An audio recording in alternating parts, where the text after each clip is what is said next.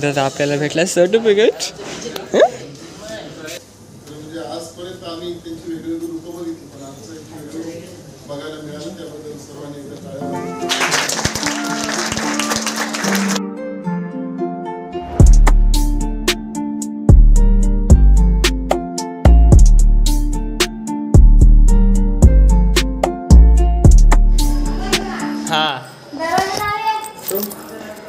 नमस्कार मित्रांनो, मी आजच्या खंडामध्ये आपली काय या यूट्यूब चॅनलमध्ये पुण्यात स्वागत करतो. आणि आत्ता आम्ही चालू आहे सावरकर रोडला. कारण मागच्या वेळी बघितलं तुम्ही आपलं जो गुढीपाडवा आणि इंस्टाग्रामवरती चालू होतं कॉन्टेस्ट, त्यामध्ये मी घेतलेला भाग. सो आज तिथे सर्टिफिकेट भेटणार आहे मला सावरकर रोडला रवींद्र चव्हाण ऑफिशियलमधून. ते बघूया तिथे काय काय वाजतं आणि काय काय होतं ते आणि कोण कोण भेटतं. तो पटपट जाऊया सावरकर रोडवरती. तर आता ट्रॅफिक जाम असेल, मी येताना पहिले ट्रॅफिक जाम होते. तर बघूया ना असं बताते. बाय, एक्सायटेड, बघू काय होतं ते. ओके, जस्ट मी आलो आहे 8:30 वाजता आले, कारण ट्रॅफिक जाम होते रस्त्याला. पुढे आहे स्वातंत्र्यवीर सावरकर उद्यान. सो आपल्याला आतमध्ये जायचं आहे, बघूया कसं होतं. चल बघूया काय होतं ते. टॉम्बिलकर सुचले की आपण गुढीपाडव्याच्या सणा दिवशी युवकांकडनं जे आपण रील्स बनवतो, आपण घरी गेल्यानंतर जर रील्स बघत असाल तर एक एक रील्स बघता बघता आपला तासन तास कसं जातोय आपल्या लक्षात येत नसेल. त्या तरुणांनी कुठेतरी एका रील्स कडे जावं. गुढीपाडव्याच्या सणा दिवशी वेगवेगळं काय आपल्याला जे दिसत होतं, त्या दिवशी त्या नववर्ष स्वागत यात्रेमध्ये, आपली हिंदू नववर्ष स्वागत यात्रा आहे, त्या नववर्ष स्वागत यात्रेमध्ये आपल्याला चैतन्याचं वातावरण, आनंदाचं, उत्साहाचं वातावरण होतं. अभिजित कापशीकर, दर्शन गावंडे, अजय खेरडे, मुसाफिर डायरीज, स्मृती उरणकर बोलो. तर या सगळ्या उत्तेजनार्थ पारितोषिक आपण सगळ्यांना देतोय. मी खालून सुरुवात करतो, नंतर मग आपल्याला जे शेवटचे 5 रील्स आहेत ते बघता येईल. प्रमाणपत्र देतो.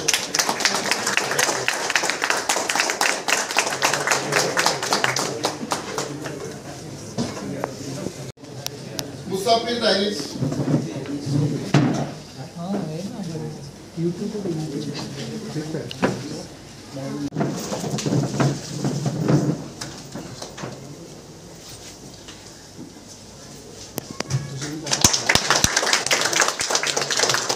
सहभाग ज्यांनी घेतला होता त्यांना आता हे प्रमाणपत्र देण्यात आलं. आणि उत्तेजनार्थ यानंतर जे आहे ती खालून मी नाव घेतो, त्यांनी सगळ्यांनी यानं त्यांना पारितोषिक आहे. प्रणय दत्ता,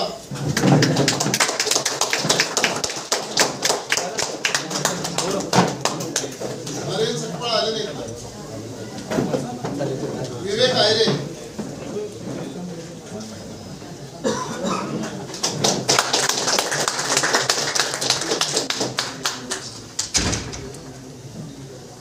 प्रतीक गोटेकर,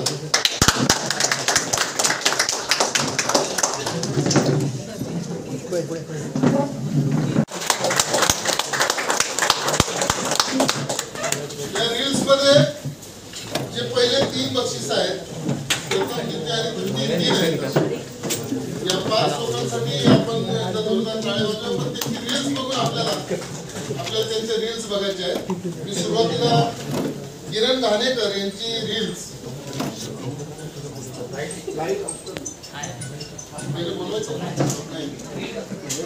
सगळ्यांची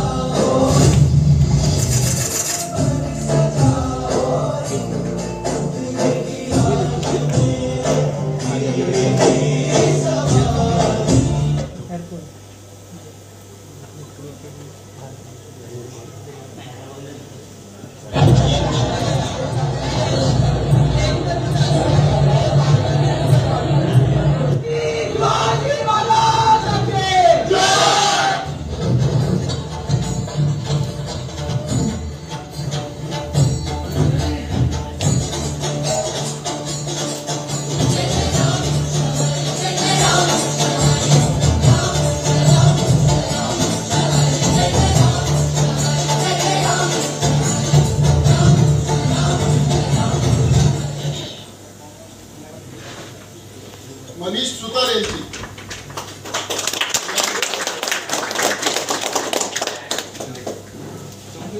पुढची रील आहे मनीष सुतार.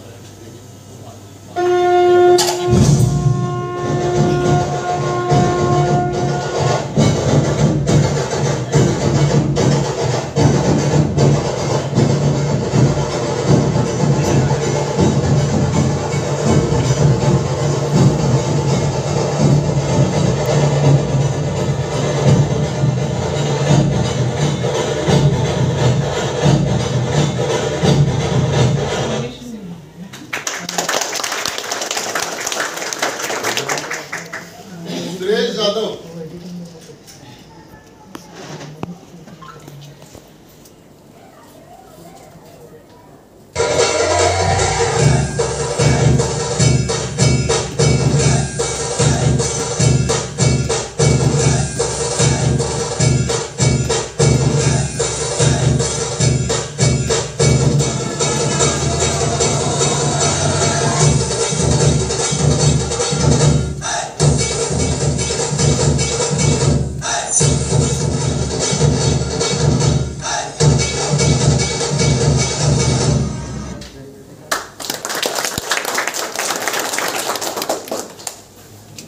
किरण गारेकरला विनंती करतो की त्यांनी पुढे येऊन आपल्या स्वीकारावं.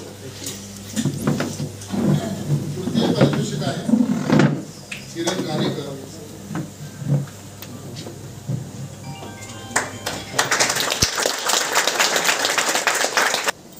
डोंबिवलीमध्ये शोभायात्रा निघून डोंबिवलीच्या शोभायात्रा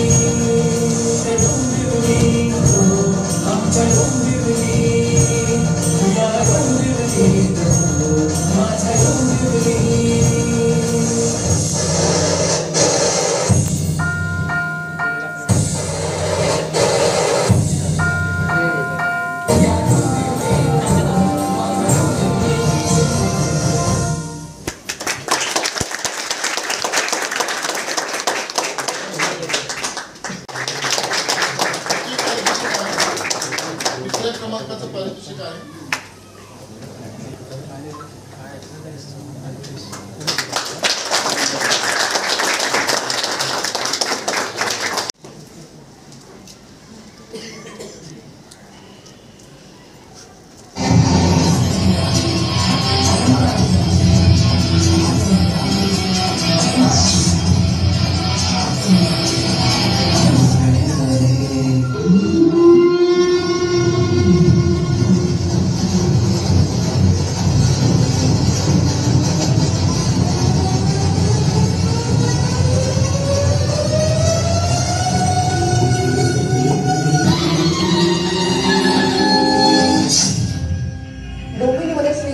संस्थांतर्फे गुढीपाडवा नववर्षाचं स्वागत करण्यात येत आहे. 2 तासाच्या गजरामध्ये नववर्षाचं स्वागत केले जात आहे. तर श्री गणेशाची मोठ्या उत्साहात पालखी यात्रा काढण्यात येत आहे. हा मराठी माणसाचा भाग म्हणून ओळखला जातो आणि दरवर्षी या ठिकाणी शोभायात्रांचं एक वेगळंच महत्व असतं. एक वेगळा उत्साह पाहायला मिळतो. परंपरा, आधुनिकता याचा एक वेगळाच मिलाप जो आहे तो शोभायात्रांमध्ये पाहायला मिळत असतो. रांगोळ्यांचे सडे जे आहेत त्या ठिकाणी टाकण्यात आलेले आहेत आणि या रांगोळ्या टाकून गुढीपाडव्याच्या शुभेच्छा ज्या आहेत त्या दिल्या जात आहेत.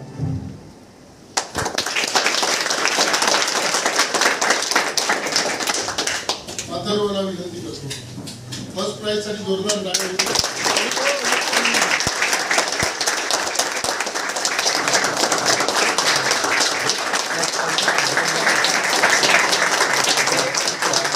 विनंती आहे सर्वांनी दोन्ही हात जोडून आपण घोषणा द्यायची. बोला भारत माता की जय, भारत माता की जय, वंदे मातरम, वंदे मातरम. खरं तर संस्थांनी सुरू केलेली ही शोभायात्रा हिंदू संस्कृती आणि तिचं जतन करावं गेलं पाहिजे. त्या दृष्टिकोनातून त्यावेळच्या काळामध्ये त्यांनी कोणी या सगळ्या विषयाला सुरुवात केली. आज हे स्वरूप जे आहे ते फक्त डोंबिवलीपुरतं राहिलं नाही, तर जगाच्या पाठीवरती सर्व ठिकाणी गुढीपाडवा साजरा केला जातो, नववर्ष यात्रा काढली जाते. आणि त्याची सुरुवात काय होते, तर सुरुवात होते की डोंबिवली शहराने सुरू केलेली नववर्ष यात्रा. त्यामुळे याचं महत्त्व टिकवणं हे सुद्धा तेवढीच जबाबदारी ज्या पिढीने सुरू केलं पुढच्या पिढीला सुद्धा तेवढ्याच ताकदीने पुढे नेणं हे सुद्धा तेवढंच गरजेचं आहे. आणि म्हणून त्यामध्ये वेगवेगळ्या पद्धतीने गणपती मंदिर संस्थान असेल किंवा आम्ही सर्वजण तसे वेगवेगळ्या पद्धतीने पुढच्या पिढीपर्यंत जात असताना नक्की काय करायला हवं याचं एक संशोधन म्हणायला हरकत नाही, नेहमीच करत राहिलो. आणि मग एक दिवसाची असणारी ही यात्रा गणपती मंदिर संस्थांनी वेगवेगळ्या दिवसांमध्ये वेगवेगळ्या कार्यक्रमांच्या माध्यमातून तिला वेगवेगळ्या पद्धतीने लोकांपर्यंत पोचवायला सुरुवात केली. मी याची पार्श्वभूमी थोडंसं सांगण्याचा प्रयत्न यासाठी करतो की आपल्याला सर्वांना माहीत असावं की या यात्रेमध्ये आज आपण पाहत असाल की बऱ्याच गोष्टी होत असतात.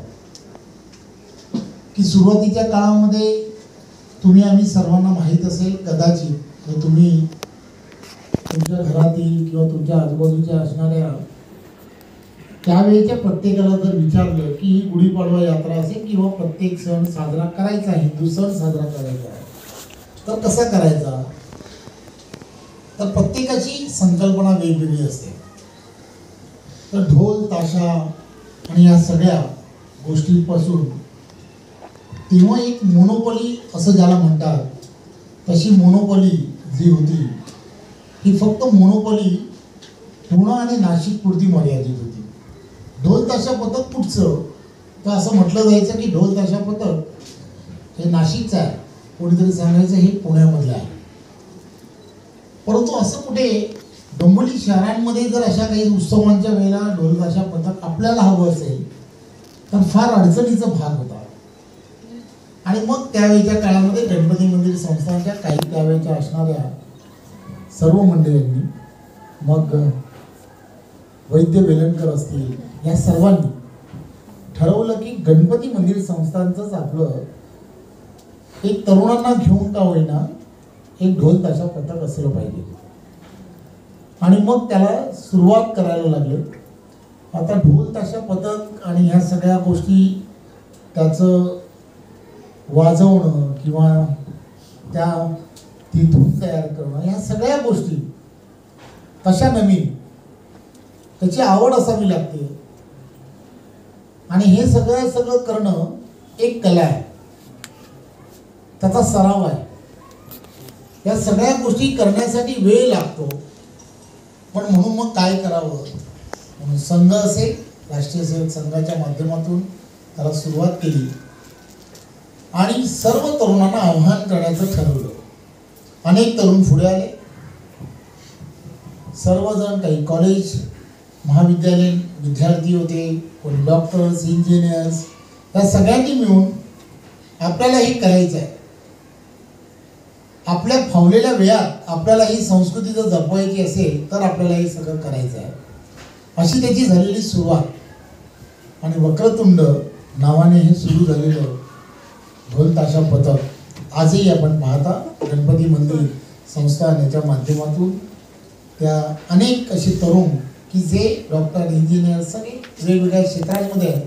परंतु 2 ते 3 दिवस, 3 महिने या सगळ्या गोष्टीचा सराव करून, सातत्याने सराव करून ही जी प्रथा आणि परंपरा जी आहे ती जपण्याचा प्रयत्न करतात. त्यानंतरच्या काळामध्ये आरंभ म्हणून अशाच पद्धतीचं एक दुसरं पथक याची निर्मिती झाली. हळूहळू या शहरामध्ये मी जर चुकत नसेल तर 56 पथकं या शहरांमध्ये ही तरुणांची तयार झालेली पथकं आहेत. आज स्पर्धा काय आहे माहिती आहे? आम्हाला वाजवायला कुठे देणार, कोणत्या ठिकाणी आम्हाला वाजवायला देणार, कुठे वाजवायला देणार, एवढी स्पर्धा या शहरांमध्ये सुरू झाली. खरं तर जेव्हा सुरू झालं होतं तेव्हा ढोल वाजवणं हे काही फार असं प्रतिष्ठेचं आहे अशी काही परिस्थिती नव्हती. परंतु आज तुम्ही पाहत असाल की या ढोल ताशा पथकामध्ये प्रत्येक जण हा आपल्या पोशाखामध्ये ज्या आपला असणाऱ्या संस्कृतीचा पोशाख घालून, मग ती मुलगी असेल, तरुणी असेल, महिला असेल, पुरुष असेल, एकदम मराठमोळ्या पोशामध्ये ते सर्वच्या सर्व तेवढा मोठा ढोल, तेवढी मोठी ताशा सगळं घेऊन एकदम सगळं करायला लागलाय. हे तुम्ही आम्ही सर्वजण पाहत आहे. त्यामुळे ही जी संस्कृती आहे ना, हिची जपवणूक करणं फार गरजेचं आहे. होतं काय की या सगळ्यांमध्ये कुठेतरी राजकीय रंग मोठ्या प्रमाणामध्ये यायला सुरुवात होतो. गणपती मंदिरने सुरू केलेली ही संस्कृती जी आहे ही कोणासाठी होती तर आमचा हिंदू सण हा जपण्यासाठी, त्याला जगाच्या पाठीवरती त्यावेळेला असणारे आबासाहेब पटवारी असतील किंवा त्यावेळी असणारे सर्वजण की ज्यांनी आज हे त्या ज्या हयात नाही, परंतु त्यांनी हे सुरू का केलं तर हे जपलं पाहिजे यासाठी हे सुरू केलं. त्यावेळेच्या काळामध्ये एक कोणीतरी एक ताकदीचा वक्ता याचा अर्थ की मराठी पालखी जी आहे ती वर्षातून एकदा पूर्ण डोंबिवली भर फिरायची. आकर्षण त्या गणरायाचं होतं की जो देवळातून निघालाय आणि तो संपूर्ण शहरामध्ये सर्व भाविकांना त्या समोर जातोय. त्याचं पूजन, त्याची असणारी मनोभावे श्रद्धापूर्ण त्याकडे पाहणं, त्याच्या आगमनाची ओढ, हे स्पर्धा करण्याचं कारणच हे होतं की आम्हाला त्यामध्ये असणारा जो गाभा आहे ना तो आवश्यक आहे. मी फार विचार करतोय हे शहर जे आहे या शहराची असणारी जी मूळ आहे त्या मुळापासून आम्ही कुठेतरी दूर तर जात नाही ना, हे फार महत्वाचं आहे. एका पिढीने सुरू केलं ते पुढे नेण्यासाठी आम्ही काही लोकांनी त्यावेळेच्या काळात प्रयत्न केलेत. हे पुढे न्यायचं आहे कोणाला तर त्याच शहराचं नाव येईल, ते डोंबिवली शहर असेल अशी आपण. मुंबई बघा, मी तुम्हाला एक उदाहरण म्हणून सांगतो. मुंबई जे आहे, मुंबईमध्ये बॉम्बस्फोट झाले. असं वाटलं की मुंबई परत कधी उभीच राहणार नाही. परंतु बघा दुसऱ्या दिवसापासून ती त्याच ताकदीने आणि त्याच क्षमतेने उभी राहिली. हे का झालं, कशासाठी झालं, उत्तर कोणाकडे नाहीये. तर तिथे सुद्धा एक ग्रामदेवता आहे, तिला मुंबादेवी म्हणतात. प्रत्येक जण मी स्वतः माझं लग्न झालं, माझ्या आईने सांगितलं की रवी पहिल्यांदा मुंबादेवीला गेला पाहिजेस. मला माहित नाही का जायला पाहिजे, पण ती ग्रामदेवता आहे ना. तुमच्यापैकी पण तुमच्या घरातलेला कोणाला तरी विचारलं तर तुम्हाला सांगते की लग्नानंतर मुंबादेवीला जायला पाहिजे. का सांगतात, कशासाठी सांगतात माहित नाही. तसंच आहे की आपलं जे ग्रामदैवत आहे ना, मी सुद्धा माझं काहीतरी चांगलं किंवा मी माझ्या दिवसाची सुरुवात जर मी या शहरात असलो तर मी 100% गणपती मंदिरात जातो. प्रत्येकाला माहित आहे का जातो, कशासाठी जातो. तर हो माझी ग्रामदेवता आहे म्हणून मी जातो. तसंच आहे आम्ही सुद्धा कोणत्याही विषयाला किंवा कोणत्याही विषयाला आपण जेव्हा सुरुवात करणार त्यावेळेला त्याच दिशेने करायला पाहिजे. सोबत तरुणांसाठी तुमचं विजन काय आहे आणि सध्या त्यासाठी काय पावलं उचलली जात आहेत? थोडस प्रश्न हा थोडासा राजकीय आहे.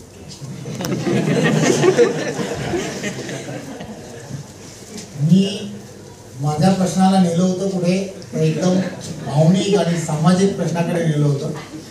पण हा प्रश्न विचारणं पण फार गरजेचं होतं. मी तुम्हाला माहीत असेल की नाही माहीत नाही, कारण मी 2005 पासून राजकारणामध्ये आहे. 2002ला मी पार्टी जॉईन केली, त्याच्यानंतर मी कंटिन्यू राजकारणामध्ये आहे.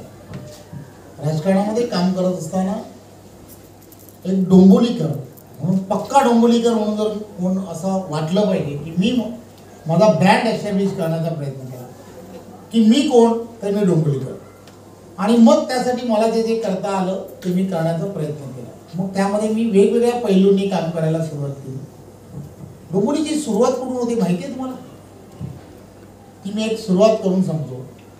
डोंबोलीमधला प्रत्येक जण हा फक्त रात्री 60% लोक ही फक्त रात्री झोपण्यापुरते डोंबोलीत येतात. हे माहिती आहे का कोणाला?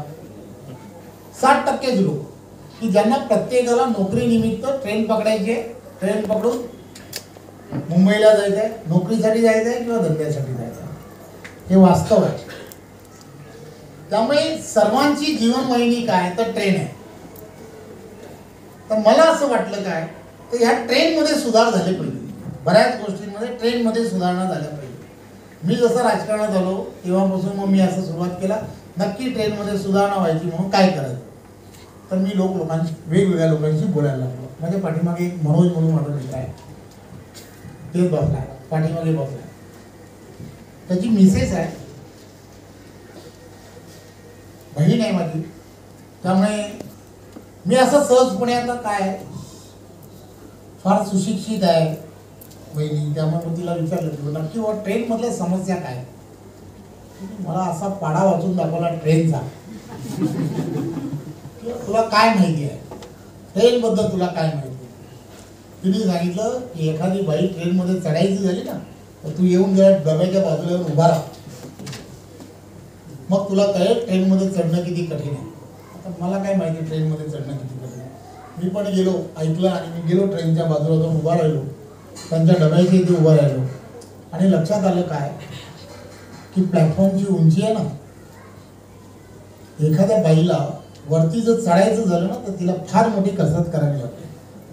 आंदोलनाच्या माध्यमातून चालू केलं आणि मग लक्षात आलं काही दिवसानंतर की सर्व ठिकाणच्या प्लॅटफॉर्मच्या उंची वाढवल्या पाहिजेत. ही सरकारची भूमिका झाली. आज अशी कुठची महिला नाही की जिला ट्रेनमध्ये जर चढायचं असेल ना तिथला त्रास होत नाही. हे कोणामुळे माहिती आहे ना, हे त्यावेळेला कोणीतरी मला सुचवलं म्हणून मग मला हे करता आलं. आता मी कशाला बघायला गेलो आहे, असं चढायला त्रास होतोय, काय होतोय. माझी बायको काही जात नाही तर मला काही कळत नाही, अशी त्यावेळेची परिस्थिती होती. कारण मी काही केलं नसतं, पण ते हे सुचवलं. कोणीतरी आपल्या घरातल्या माणसाने असं आपल्याला समजवलं का आजपर्यंत की आपण काय केलं पाहिजे, काय नाही केलं पाहिजे. अनेक वेळेला आम्ही त्यांची राजकीय भाषणं ऐकली, आपण सगळ्यांनी त्यांची राजकीय भाषणं ऐकली, पण कधीतरी असं सामाजिक दृष्टिकोनातनं इमोशनल टच असणार आपल्या तरुण मुलाशी, आपल्या मुलांच्या वयाच्या सगळ्यांशी बोलताना आज त्याच्या भावनात्मक होऊन बोलत होते त्याला. म्हणजे आजपर्यंत आम्ही त्यांची वेगवेगळी रूपं बघितली, पण आमचं एक वेगळं बघायला मिळालं. त्याबद्दल सर्वांनी एकदा टाळ्या वाजवतात. युवा पिढी ही समाजाची पुढची पिढी आहे, समाज घडवणारी पिढी आहे. गरीब धरूनच किंवा ते मनामध्ये ठाण मानूनच त्यांनी राजकारणाची किंवा समाजकारणाची पुढची दिशा नेहमी आखत असतात. ज्यांना आज उत्तेजनाचं बक्षीस मिळालेलं आहे, त्यांनी भाग घेतलेला आहे, त्या सर्वांचं मनपूर्वक अभिनंदन आहे, त्यांना मनपूर्वक शुभेच्छा आहेत.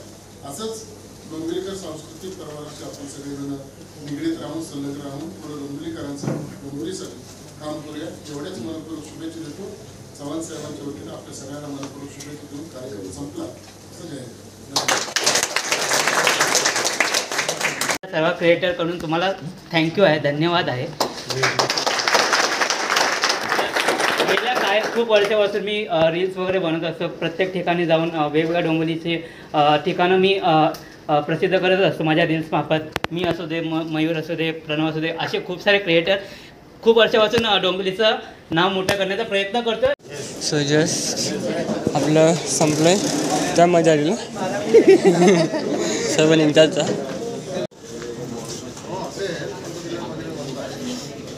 आणि यासोबतच आपल्याला भेटला सर्टिफिकेट कसं पण. सो तुला जेवायचं नाही का आता. यासोबत भेटलं आपल्याला फर्स्ट सर्टिफिकेट डोंबिवलीकर असल्याचा फायदा असेच. आणि भाषण पण जाम भारी होता. म्हणजे जे आपलं माहीत नव्हतं ते पण आज माहीत पडलं ना, काय काय होतं डोंबिवली. म्हणजे आम्हाला माहीत नव्हतं काय काय डोंबिवली होतं ते पण आज रवींद्र चव्हाण सर यांच्याकडून आज माहीत पडलं. खूपच मस्त. आणि मागाशी आम्ही येत होतो ट्रॅफिक जाम गाड्या लागलेल्या, आम्ही लोक कोण आहे तर हेच होते रवींद्र चव्हाण सर. आणि आता गाड्या त्यांच्या समोर बाहेर होतच. हां बघूया. आणि मी तर जाम खुश आहे कारण सर्टिफिकेट भेटलेलं आहे, जाम भारी सर्टिफिकेट भेटलं. तुला कसं वाटतं मग एवढं मोठं सेशन अटेंड केलं आहे. बघूया काय होतं. आणि इथं त्यांच्या गाड्या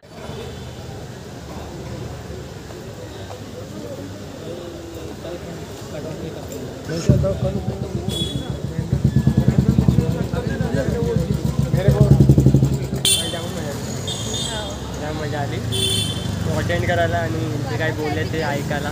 2 शब्द होते पण जास्त शब्द आले आणि सर्व क्रिएटर्स लोक एकत्र आले तर जामात मजा आली.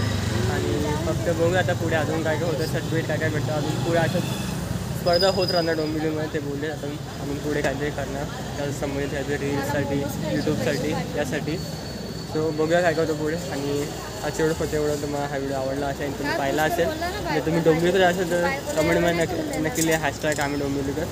सो भेटूया तुमचं नेक्स्ट ब्लॉगमध्ये. तुमचं बघत राहा गावी काय येते. आणि आपण सर्व डोंबिवलीकर आमचा परिवार ना तुम्ही हॅशटॅग डोंबिवलीकर आमची संस्कृती असं काहीतरी प्लॅटफॉर्म आहे. तर विजिट करू शकतो तुम्ही. आणि भेटतो माझ्या उद्याच्या ब्लॉगमध्ये. बोलतो bye bye, tata, see you. आणि डोंबिवलीकरचं जे म्हणजे डोंबिवलीकरचं गाणं पण आहे राम हे जेव्हा आपलं हे होतं राम होतं प्राण प्रतिष्ठान तेव्हा गाणं पण काढलेलं. म्हणजे आता माहीत पडलं आम्हाला गाणं होतं ते नंतर काही नाव ऐकणार मी. आणि नंतर गाणं ऐकायचं लिंक डिस्क्रिप्शनमध्ये देतो, तुम्ही ऐकू शकता. भेटूया उद्याच्या ब्लॉगमध्ये. टाटा बघूया. आणि गाण्याच्या आता इकडून आता आम्ही आहे सावरकर रोडला. हा सावरकर रोड आहे आणि तिकडं आहे सावरकर उद्यान आणि तिथे आतमध्ये होतं. ठीक आहे चला मग तुला काय खायचं वाटतं हिला खाऊया आणि निघूया. आणि उद्या आहे डॉक्टर बाबासाहेब आंबेडकर जयंती. मस्त कलिंग झाली.